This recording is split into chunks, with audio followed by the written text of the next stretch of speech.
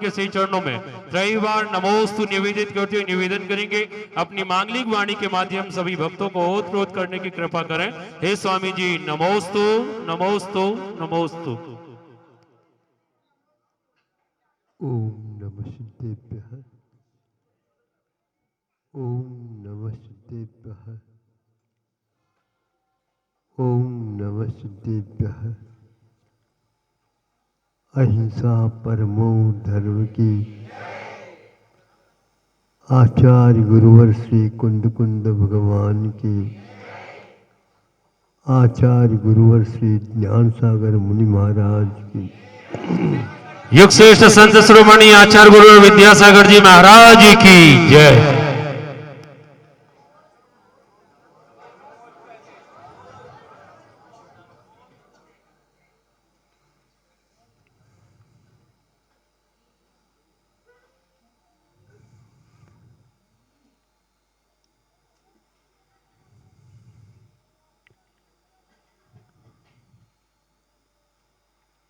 सब लोग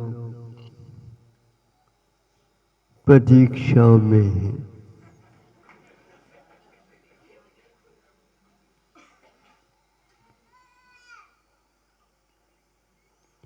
सभी लोग प्रतीक्षा में हैं।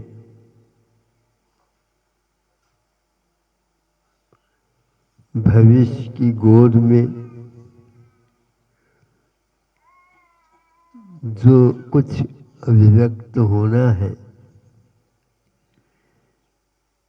उसको देखने के लिए सब लोग प्रतीक्षारत हैं। जो अपने इष्ट है उसके बारे में प्रतीक्षा कर रहे हैं। सबके इष्ट एक ही है ऐसा नहीं कहा जा सकता। जिसमें अपनी मान्यता बनी है उसकी प्रतीक्षा में।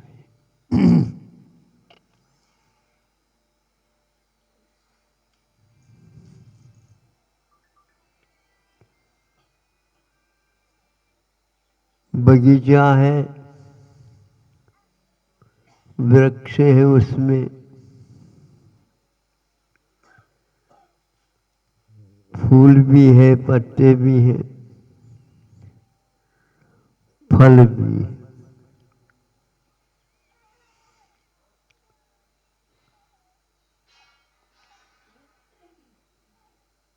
एक फूल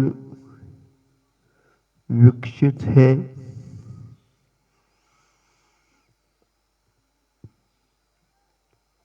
एक फूल विकास की ओर है और एक कली के रूप में अभी उसमें कुछ हलचली नहीं सी है।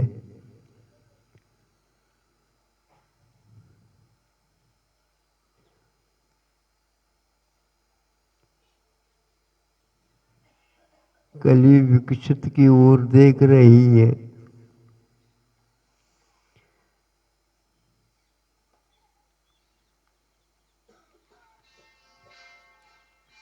विकसित कली की ओर नहीं देख रहा है।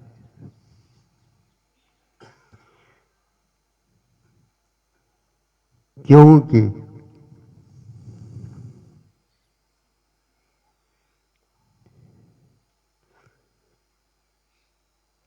रुकना यहाँ पर किसी के लिए भी है ही नहीं। चाहते तो है रुकना, चाहते तो है रुकना, और नहीं चाहने वाले उनका रुख ही अलग है। क्योंकि उन्हें ज्ञात हो गया यहाँ कोई भी रुकने वाला नहीं।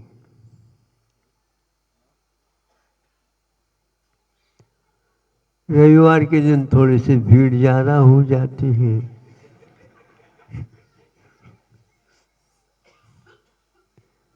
वहाँ कल रखा था, आज स्थान बदल करके यहाँ पर रखा।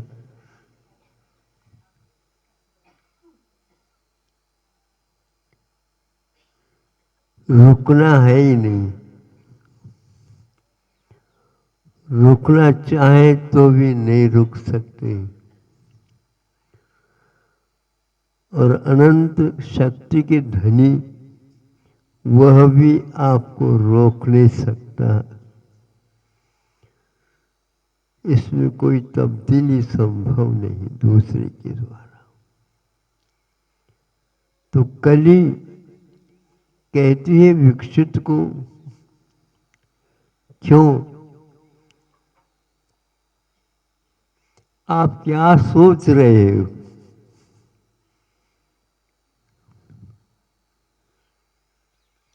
क्या सोचूं? अपना सोचना तो कभी होता है ही नहीं। होता है उसके बारे में हमारी सोच है ही नहीं। क्या सोच सकते हैं? सब लोग विकसित होने के लिए तो प्रयासरत है, और आप तो विकसित हो चुके हो।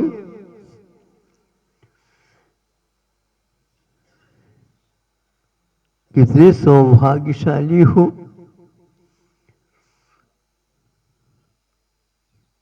फिर भी वह विकसित वाला कुछ कह नहीं पा रहा। तुम अभी कली हो।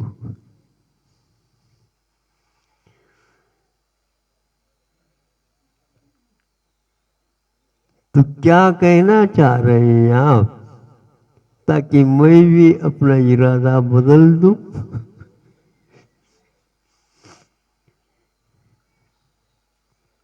तो कहता है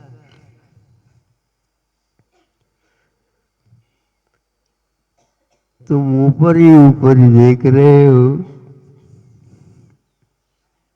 नीचे भी नजर करो।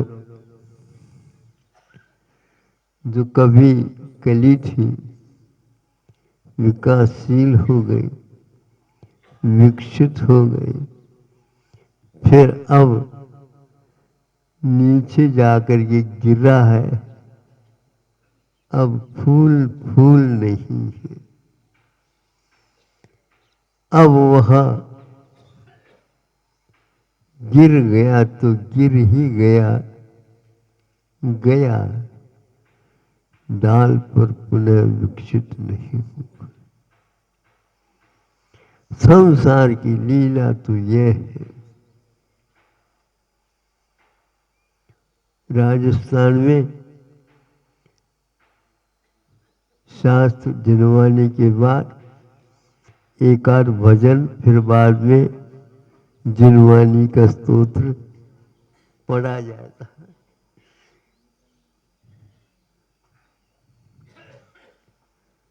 तो पूलिया ढल जासी, पूलिया ढल जासी, उनका उच्चारण अपने ढंग से होता था, लेकिन फिर भी पूलिया का अर्थ वहां पर भजन के प्रसंग में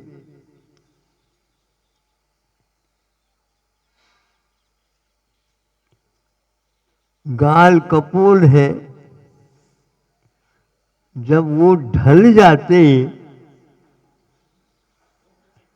तो झुर्रियां आ जाती हैं, दांत जो है सब गिर जाते हैं, आंखों से संबंध भी इनका लगभग छूट जाता है।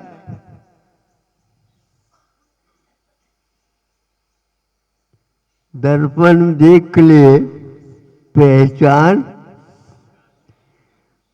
नहीं हो पाती,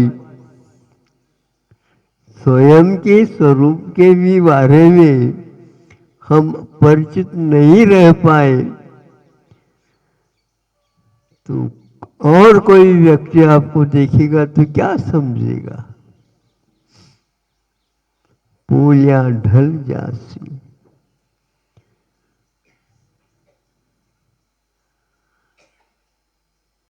यह एक चित्रण है। आम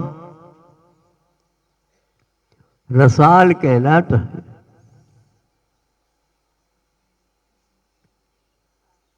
और धीरे धीरे उसकी भी दशा यही होती है। उसका तेज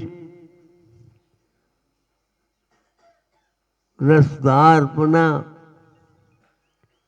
खरीदने वाला दुगना भी यदि मूल्य बता दो तो भी लेने के लिए तैयार है। किंतु जब बाजार गुजारने लगता है उस समय उन आमों को जाकर के देख लो तो क्या होगा, झुर्रियां समा गई। परिवर्तनशील वस्तु तत्व है।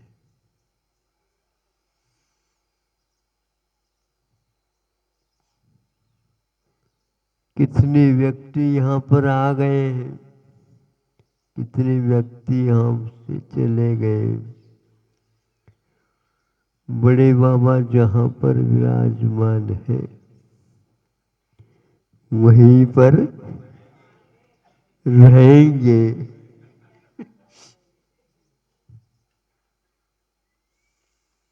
सिद्धार्थ को जिन्होंने प्राप्त कर लिया अब न कली बनेंगे, न विकासशील बनेंगे, न विकसित बनेंगे, और न ही झड़ेंगे और न मुरझा जाएंगे। उनका वह उत्पाद अविनश्वर उत्पाद है। एक स्थान पर उल्लेख किया, उनका वह व्यय कभी भी उत्पाद के रूप में नहीं आएगा। उनका व्यय व्यय हो गया, वह भी अनंत काल तक रहेगा।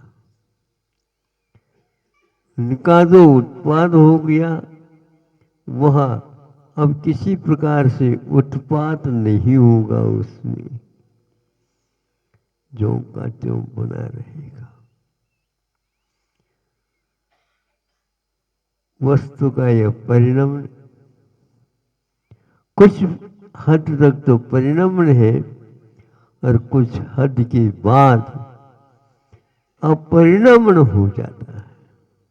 वो ज्यों का त्यों बना रहेगा। काले कल्पशते गति अपि न विक्रिया लक्षा शुद्धान। शुद्धों में किसी प्रकार की विक्रिया नहीं है, क्रिया विद्यमान है। ऐसे अविनश्वर सुख की ओर जिसकी दृष्टि जाती है उसके ऊपर विश्वास हो जाता है तो यह आना जाना आदि इत्यादि को देख करके उनके मन में किसी प्रकार से आकुलता नहीं होती, क्योंकि यह पूर्व दशा में इस प्रकार का परिणाम अनिवार्य है। वस्तु परिणामशील भी है और अपरिणामशील भी है।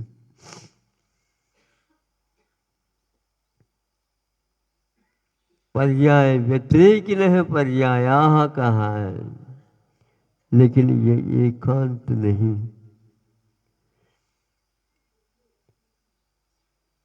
यह पर्याय जो परिणाम है अलग है, किंतु एक ध्रुवत्व को लेकर के चलता है। उसमें कुछ ऐसी पर्याय निकलती है वह भी द्रव्य के साथ हमेशा बनी रहती है। इसीलिए पर्याय को पर्याय कहा है। परिहासमंता आय आयाति वांति पर्याय। तो ऐसे हमारे द्रव्य के भीतर से भी एक पर्याय निकल सकती है जो एक प्रकार से शादी अनंत काल तक रहने वाली। उसके बिना उस अनंत तत्व का अनुभव सुख और शांति का संभव नहीं।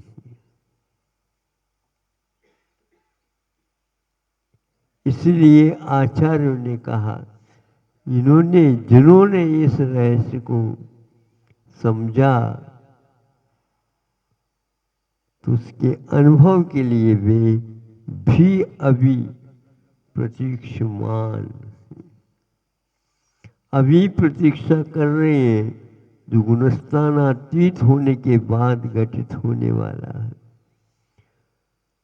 उसके अभी प्रतीक्षा इसलिए चल रही है क्योंकि वह अविनश्वर है और यह वर्तमान का विनश्वर है।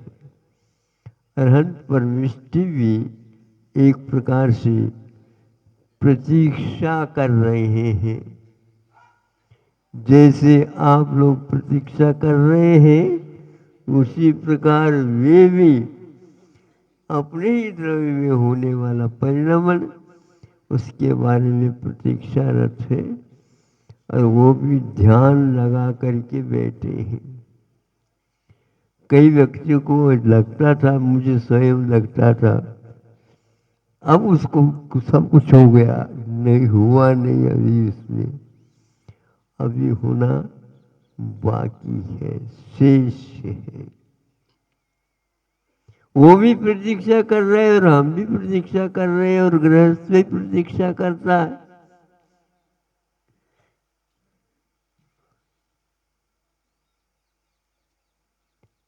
और प्रतीक्षा की घड़ियों में जो अनुभव होता है वो भी एक बहुत अद्भुत है।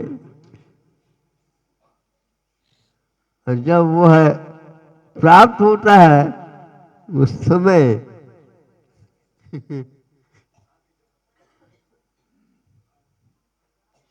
परीक्षा में जब सफलता प्राप्त हो जाती है कथनचित वह उसे प्राप्त पहले से ही है, ज्ञात पहले से ही है, इतना तो मिलना ही है। किंतु जब परिणाम सामने आ जाता है तब उसका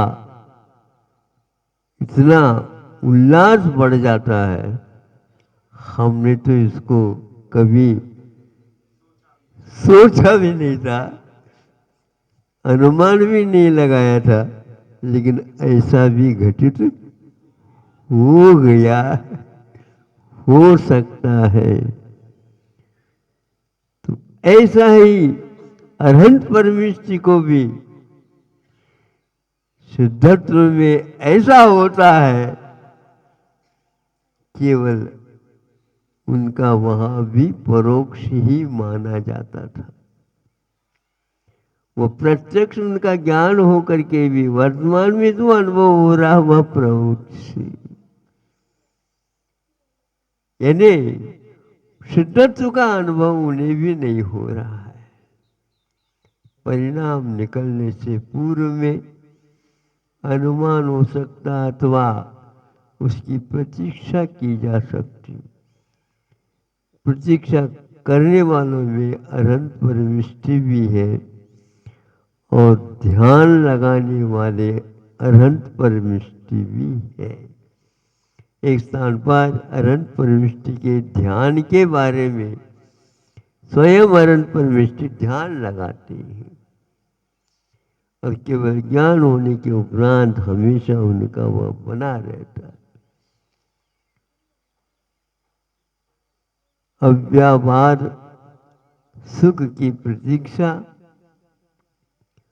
सबाधित होते हुए अभी कर रहे हैं। आप लोगों को भी समझना है, आकुलता न करियो। लेकिन प्रतीक्षा में तो आकुलता होती है, होनी भी चाहिए।